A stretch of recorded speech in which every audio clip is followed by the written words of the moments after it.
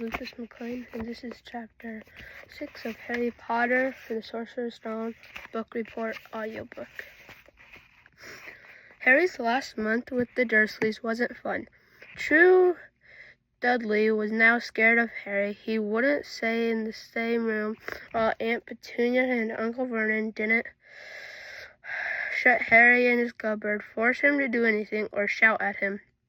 In fact, they didn't speak to him at all. Half terrified, half furious, they acted as though any chair with Harry in it were empty. Although this was an improvement in many ways, it did become a bit depressing after a while. Harry kept to his room with his new owl for company. He had decided to call her Hedwig, and name her he had found a history of magic. His school books were very interesting. He lay on his bed, reading late into the night, Hedwig swooping in and out if he didn't open the window as she was pleased. It was lucky at that Aunt Petunia didn't come in to vacuum anymore, because Hedwig kept bringing back dead mice. Every night before he went to sleep, Harry ticked off another day of his piece of paper he had pinned to the wall, counting down to September 1st. On the last day of August, he'd better speak to his aunt and uncle about going to King's Cross Station the next day, so he went down to the living room where they were watching a quiz show on television. He cleared his throat to let them know he was there, and Dudley screamed and ran from the room. Uncle Vernon? Uncle Vernon grunted to the show as he was, I need you to be at King's Cross tomorrow to go to Hogwarts. Uncle Vernon grunted again. Would it be all right if you gave me a lift? Grunt. Harry supposed that meant yes. Thank you. He was about to go back upstairs when Uncle Vernon actually spoke.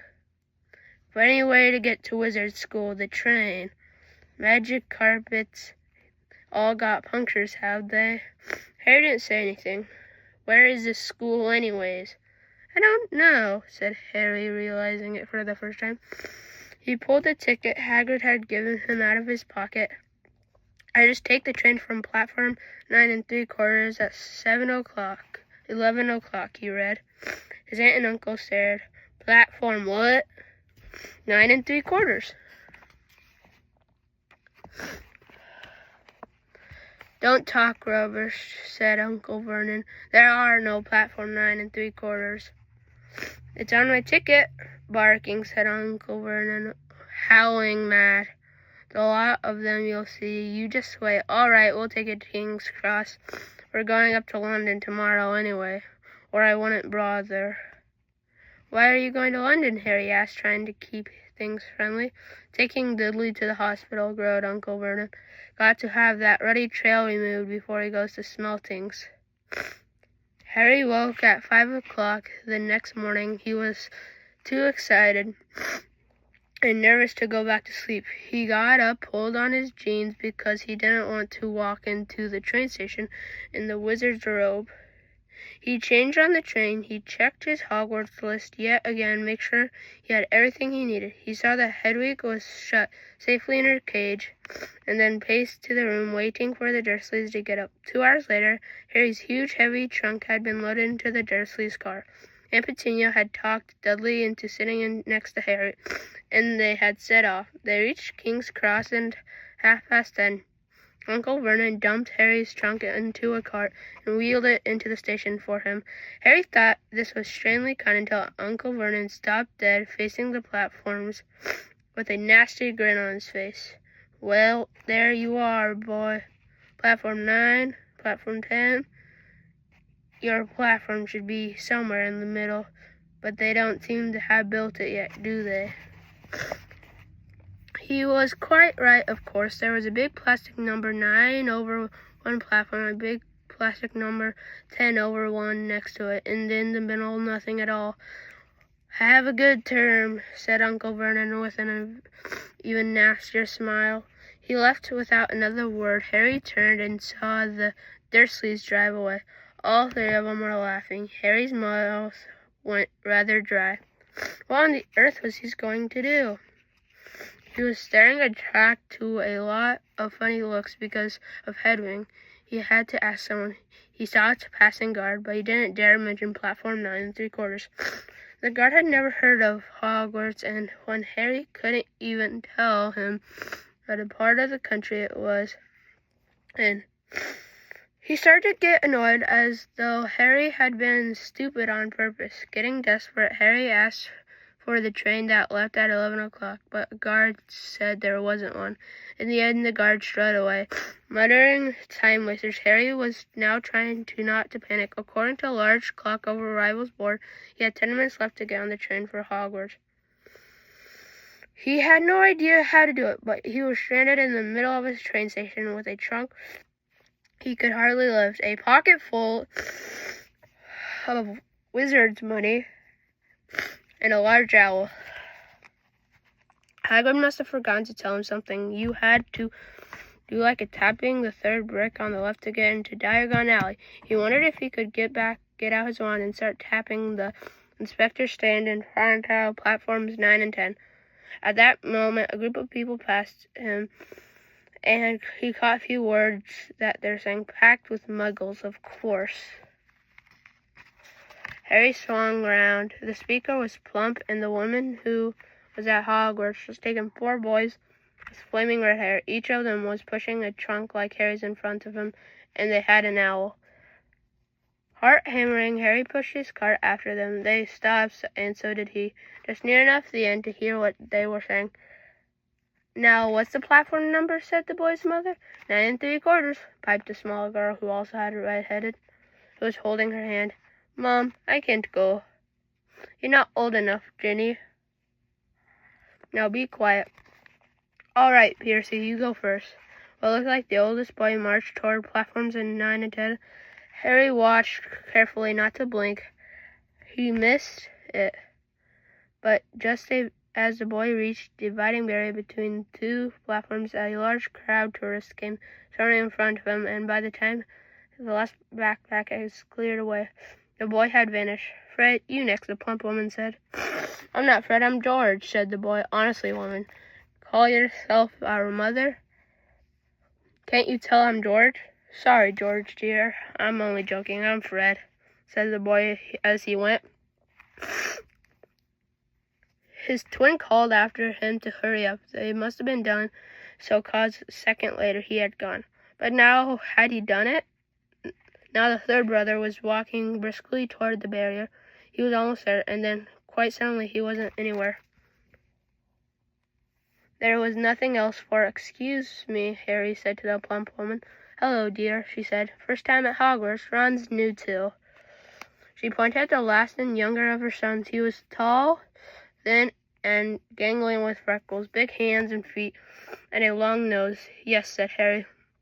The thing is, I don't know how. How'd he get onto the platform? She said kindly, and Harry nodded. Not to worry, she said. All you have to do is walk straight through the barrier between the platforms 9 and 10. Don't stop and don't be scared. You'll crash into it. That's very important.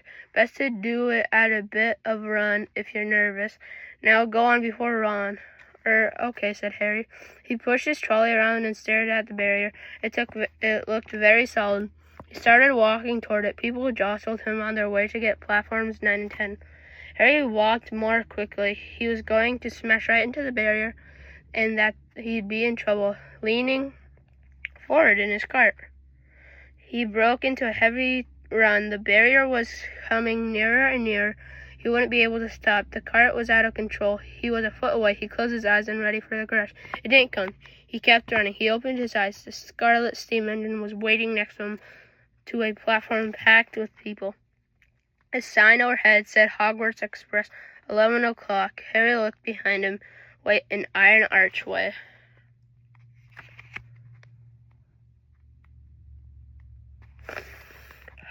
Where the barrier had been with the words platform 9 3/4, he had done it. Smoke from the engine drifted over the heads of chattering crowd, while cats of every color wound, and there between their legs, owls hooted one and another, disgruntled sort of way over the babble of scraping and of heavy trunks.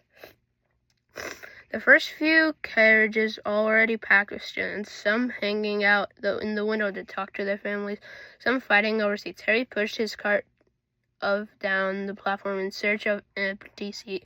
He passed a round-faced boy who was saying grin, "Oh, I've lost my toad again. Oh, Neville," he heard the old woman sigh. The boy with dreadlocks was surrounded by a small crowd. "Give us a look. Lee, go on."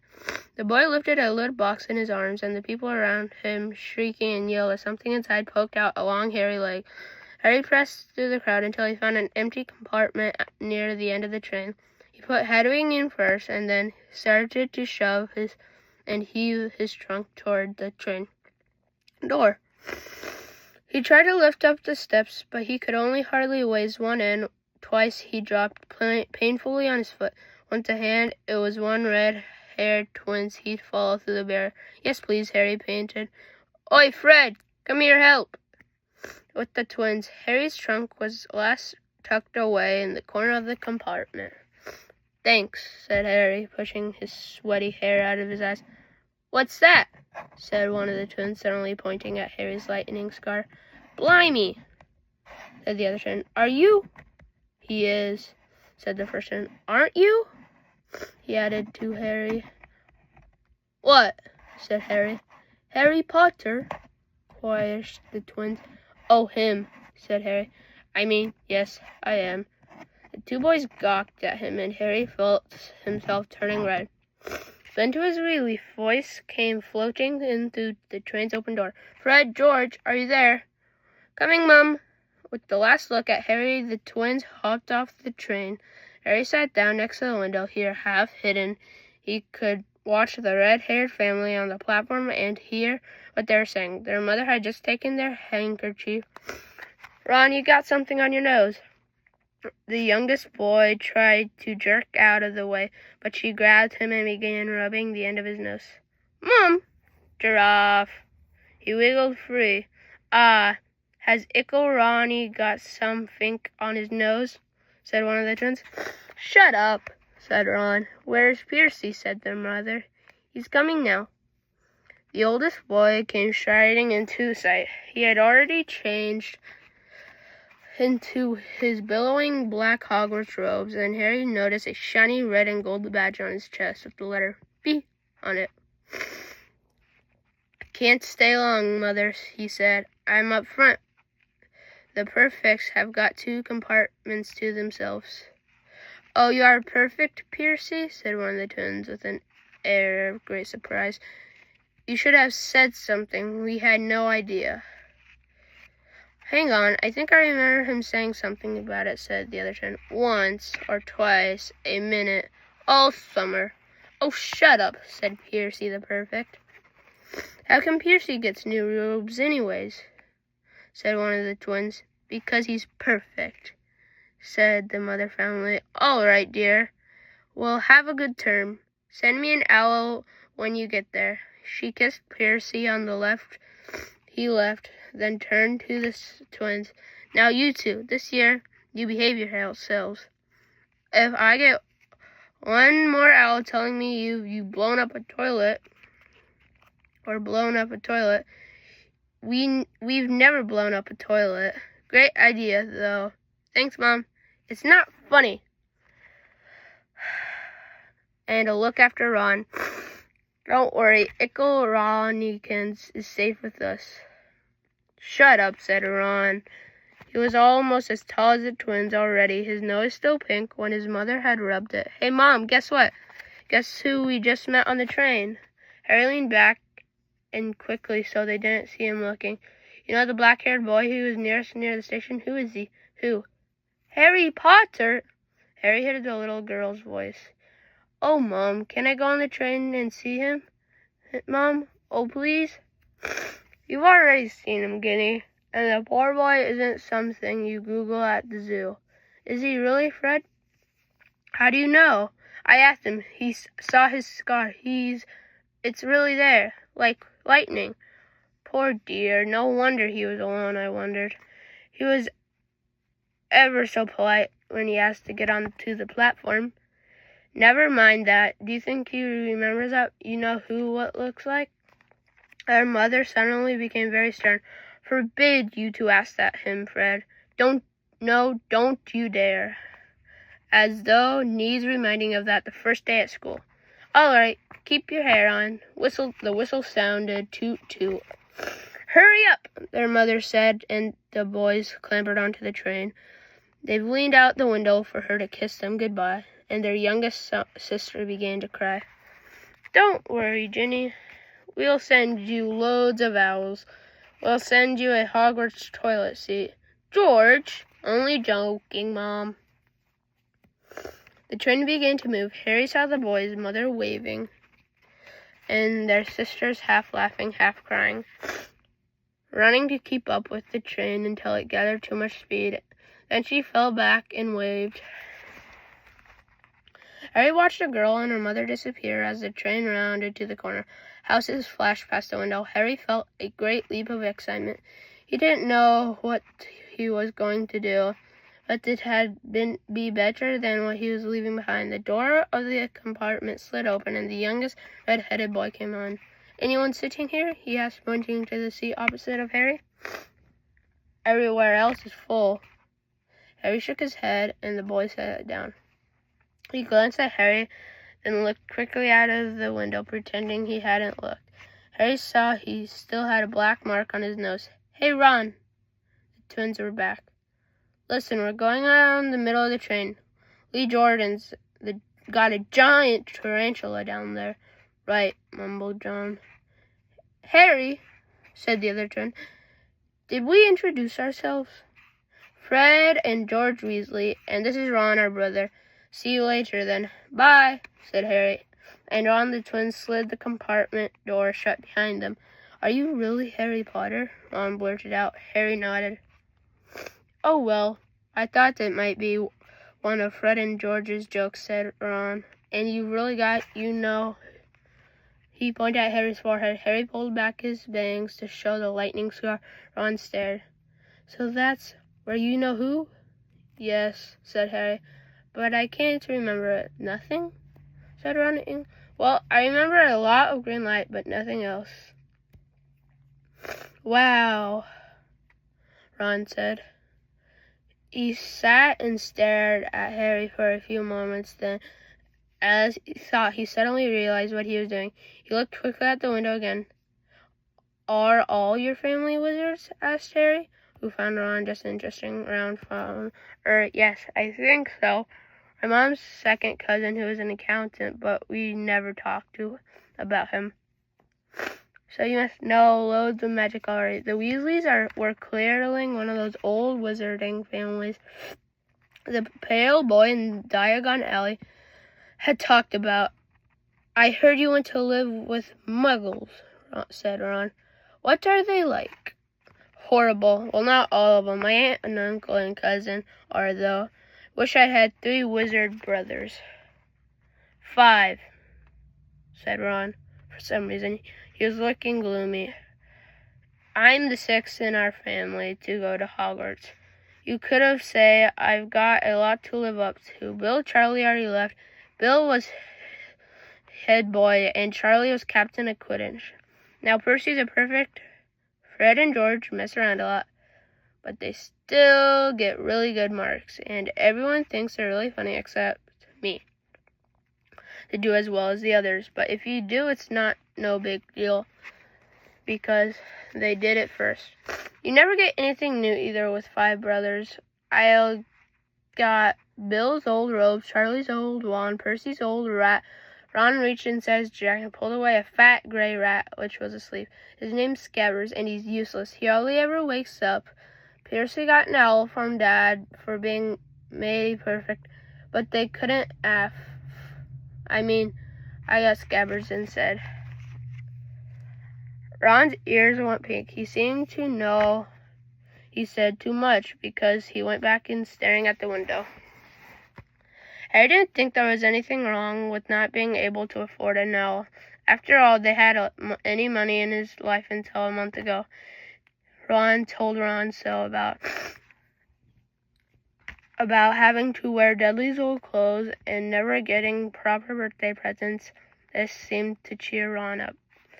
"And until Hagrid told me, I didn't know anything about wizarding, or about my parents, or Voldemort. Ron gasped. What? Said Harry. You said you know whose name, said Ron. Standing both shocked and impressed, I thought, out of all people. I'm not trying to be brave or anything, saying the name, said Harry. I'm just never know you shouldn't. See what I mean? I got loads to learn, I bet, he added, voicing for the first time something had been worrying about him a lot lately. I bet I'm the worst in the class. You won't be. There's loads of people who come from Muggle families, and they learn quick enough. While they had been talking in the train had carried them out of London. Now they were speeding past fields of cows, sheep, and they were quiet for a time, watching fields and lanes flick past. Around 12:30, there was a great clattering outside in the corridor, and a smiling, dimpled woman slid back their door. Anything off the cart, dears? Harry, who hadn't had any breakfast, leapt to his feet, but Ron's ears went pink again, and muttered, He'd brought sandwiches. Harry went out into the corridor. He had never had any money for candy with the Dursleys, and now that he had pockets rattling with gold and silver, he was ready to buy as many Mars bars as he could carry. But the woman didn't have any Mars bars. What she did was have berry bots, every flavor beans, Dorables, best blowing gum, chocolate frogs, pumpkin pasties, cauldron cakes, licorice wands, and a number of other strange things Harry had never seen in his life. Not wanting to miss anything, he got some of everything and paid the woman 11 silver shekels and 7 bronze nuts. Ron stared at Harry and got it all back into the cart and tipped onto Harry's empty seat. Hungry, are you? Starving, said Harry, taking a large bite of a pumpkin pasty. Ron had taken a lumpy package and unwrapped it. There were 4 sandwiches inside. He pulled one of them apart and said, She always forgets. I don't like corned beef. Swap you for one of these, said Harry, holding up a pasty. Go on. You want this. It's all dry, said Ron. It hasn't got much time, he added. You know, with the 5 of us. Go on, have a pasty, said Harry, who had never had anything share or indeed anyone to share it with. It was a nice feeling sitting there with Ron, eating their way through all of Harry's pastries, cakes, and candies. Sandwiches lay forgotten. What are these, Harry asked Ron, holding back a package of chocolate frogs. They're not really frogs, are they? He started feeling that nothing would surprise him. No, said Ron. But see what the card is. I'm missing Agrippa. What? Oh, of course you don't know. Chocolate frogs have cards inside them, you know, to collect famous witches and wizards. I've got about 500, but I haven't gotten Agrippa or Ptolemy. Harry unwrapped his chocolate frog and picked up the card and showed a man's face. There were half-moon glasses and a long, crooked nose, flowing silver hair, and a beard and a mustache. Underneath the picture, name's Albus Dumbledore. So this is Dumbledore, said Harry. Don't tell me you've never heard of Dumbledore, said Ron. Can I have a frog? I might get Agrippa. Thanks. Harry turned over his card and read, Albus Dumbledore, currently headmaster of Hogwarts. Considering maybe one of the greatest wizards of modern times, Dumbledore is particularly famous for his defeat of the Dark Wizard Grindelwald in 1947, and for the discovery of 12 uses of dragon's blood, and his work of alchemy with partner Nicholas Flamel. Professor Dumbledore enjoys chamber music and ten-pin bowling. Harry turned the card back and saw, to his astonishment, that Dumbledore's face had appeared. He's gone. Well, you can't expect him to hang around all day, Ron said. He'll be back. No, I've got Margaret again. I've got about 6 of her. Do you want it? You can start collecting. Ron's eyes stared into a pile of chocolate frogs, waiting to be unwrapped. Help yourself, said Harry. But in, the Muggle world, people just put in photos, do they? What, do they move at all? Ron sounded amazed. Weird. Harry stared as Dumbledore settled back into the picture as his card gave him a small smile. Ron was more interested in eating the frogs than looking at a famous witches and wizards cards. But Harry couldn't keep them off his eyes. Soon he had not only Dumbledore and Morgan, but Hangos and of Woodcroft, Albus, Grinion, Crease, Berselius, and Merlin. He finally tore his eyes away from the druids. Cordelia, who was scratching her nose to open a bag of Bertie's Bott's every flavor beans. You want to be careful with those, Ron warned. When they say every flavor, they mean every flavor. You know, you get all the ordinary ones like chocolate, peppermint, and marmalade. But you can also get spinach and liver and ripe.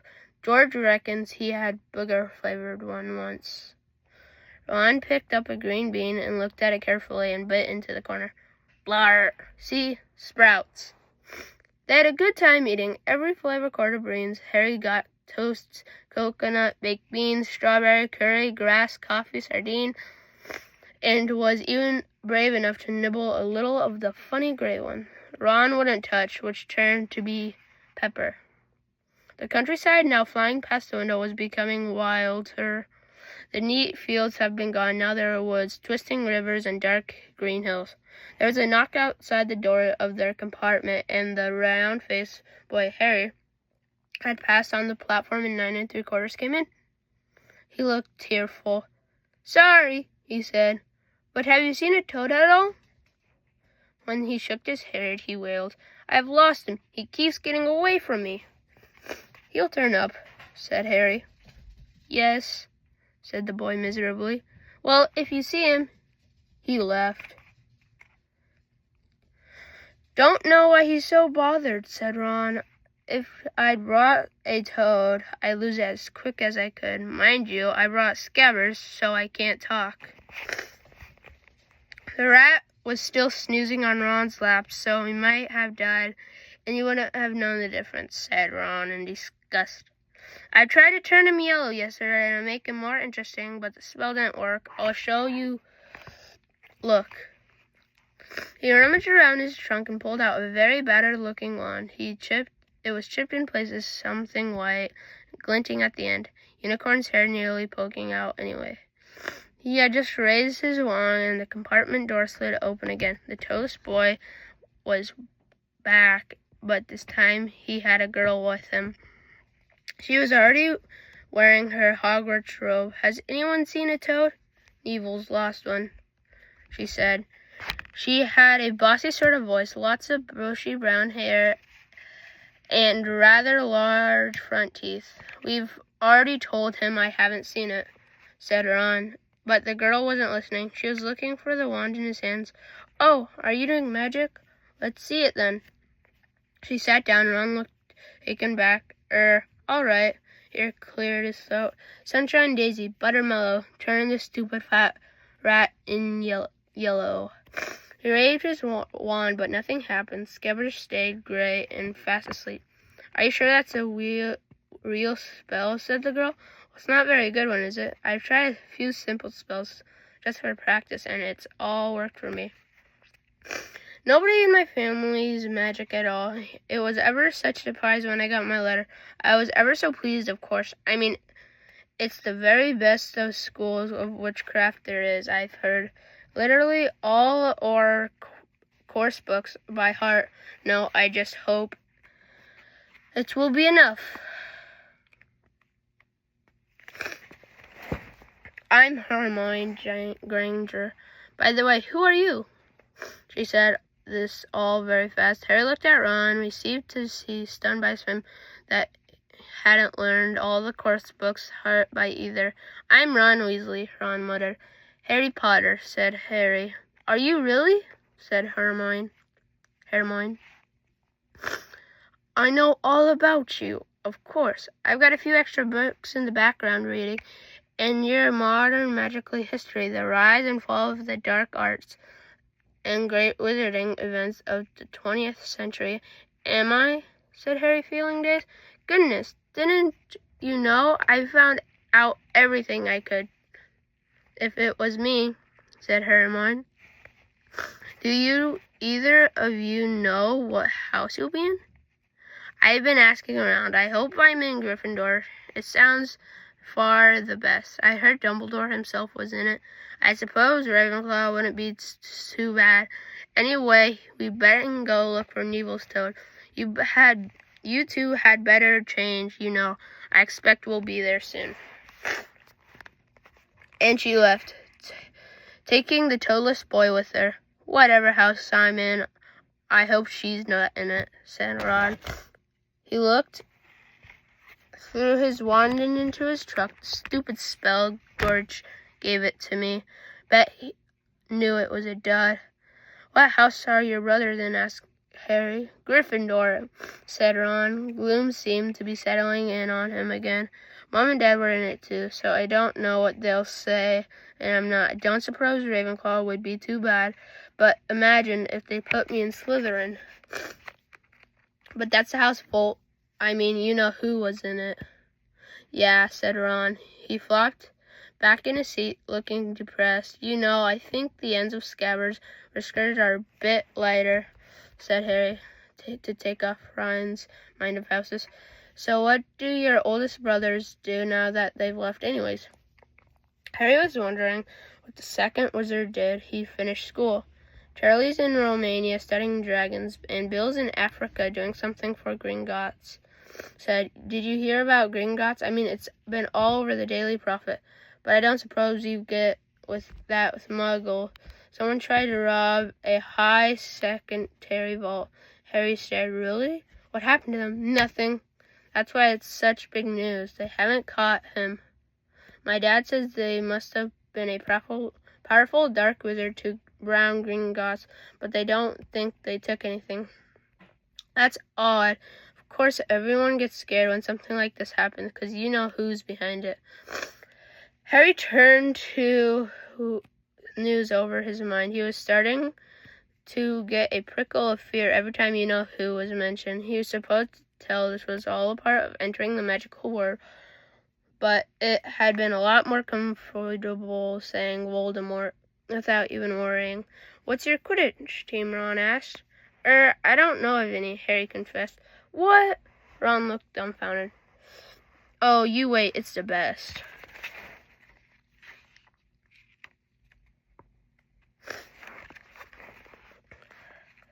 Game in the world, and he was off, explaining all about the 4 balls and the position of 7 players, describing the famous games he had been to with his brothers, and the broomstick he'd like to get if he had the money.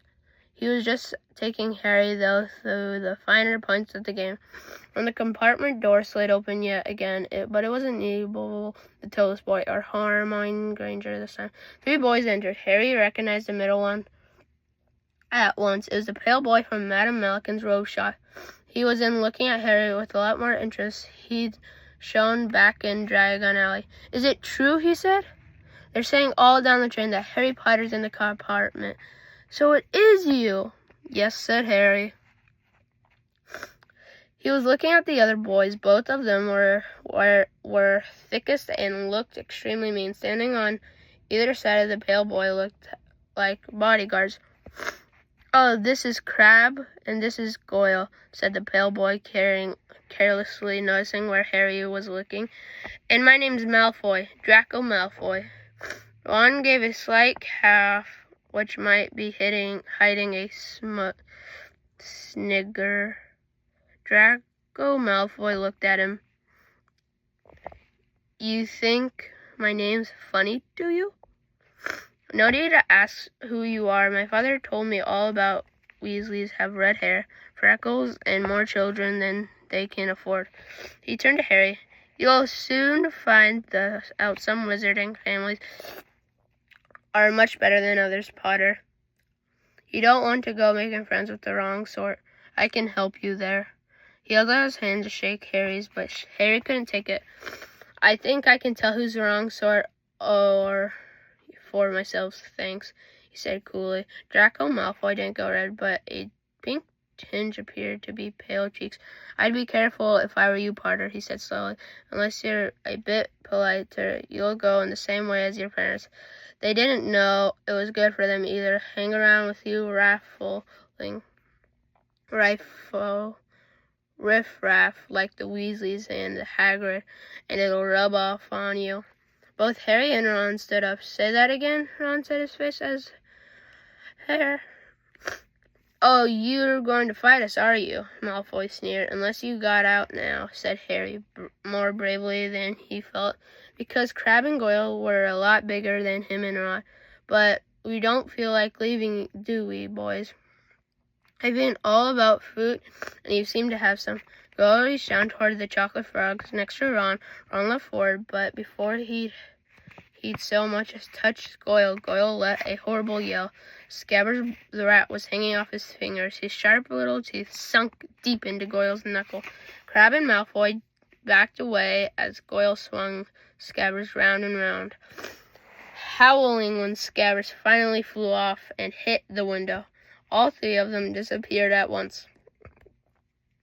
Before they thought there were more rats lurking among the sweets, or perhaps they'd heard footsteps, because a second later Hermione had come in.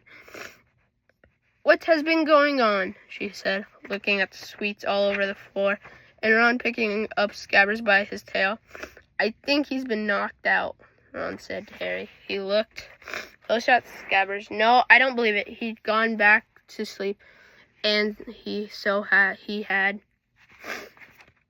You've met Malfoy before? Harry explained, about their meeting in Diagon Alley. I've heard of his family, said Ron darkly. There are some of the first to come back to our side after you-know-who disappeared. Said they've been bewitched. My dad doesn't believe it. He says Malfoy's father didn't need an excuse to go over with the dark side. He turned to Hermione. Could we help you with something? You better hurry up to put on your robes. I've just been to the front and asked the conductor, and he says we're nearly there. You haven't been fighting, have you? You'll be in trouble before we even get there. Scabbers has been fighting, not us, said Ron, scowling at her. Would you mind leaving while we change? All right. I only came in here because people outside are behaving very childish, racing up and down the corridor, said Hermione in a sniffy voice. And you've got dirt on your nose, by the way, did you know? Ron glared at her as she left. Harry peered out of the window. It was getting dark. He could see the mountains forest under a deep purple sky. The train seemed to be slowing down. He and Ron took off their jacket and pulled on their long black robes. Ron's were a bit short for him. You could see all his sneakers underneath them. Voice echoed through the train. We'll be reaching Hogwarts in 5 minutes' time. Please leave your luggage on the train. It will be taken to school separately. Harry's stomach lurched with the nerves, and Ron, he saw, looked at pale under his freckles. They crammed their pockets with the last of the sweets and joined the crowd, though thronging through the corridor. The train slowed right down and finally stopped. People pushed their way toward the door and onto a tiny dark platform. Harry shivered in the cold night air. Then the lamp came blobbing over the heads of the students. Harry heard the familiar first years over here. All right there, Harry. Hagrid's big hairy face beamed over the sea of heads. Come on, follow me. Any more first years? Mind your step now. First years, follow me. Slipping and stumbling as they followed Hagrid down what seemed to be a steep, narrow path. It was so dark on either side of they seemed. Harry had thought there must have been thick trees there. Nobody spoke much. Neville, the boy who kept losing his toes, sniffed once or twice. You'll get your first sight of Hogwarts in a sec, Hagrid called over his shoulder. Just round this bend here. Ooh, There was a loud ooh. The narrow patch had opened suddenly onto an edge of great black light, perhaps atop a high mountain on the other side, its windows sparkling in the starry sky, was a vast castle with many turrets and towers. "No more foreign a boat," Hagrid called, pointing to a fleet of little boats sitting by the shore. Harry and Ron were followed into their boats by Neville and Hermione. "Everyone in!" shouted Hagrid, who had boat to himself. Right then, forward! And fleets of little boats moved off all at once, gliding across the lake, which was as smooth as glass. Everyone was silent, staring up at the great castle overhead. It towered over them as they sailed nearer to the cliff which stood. "Heads down!" yelled Hagrid, as the first boats reached the cliff. They all bent their heads, and little boats carried them through a curtain of ivy that hid a wide opening of a cliff face. They were carried along a dark tunnel which seemed to be taking them right underneath the castle, till they reached a kind of underground harbor where they clambered onto rocks and pebbles. "Oi, you there! Is this your toad?" said Hagrid, who was checking the boats as people climbed out of them. "Trevor!" cried Neville, blissfully holding his hands. Then they clambered up a passageway in the rock. After Hagrid's lamp, coming out on last smooth, damp grass right there in the shadow of the castle, they walked up a flight of stone steps and crowded around the huge oak front door. "Everyone here? You there? Still got your toad?" Hagrid raised a gigantic fist and knocked out 3 times on the castle door. And that is the end of Chapter 6. Harry Potter and the Sorcerer's Stone. Come back for Chapter 7. And I'll see you next time.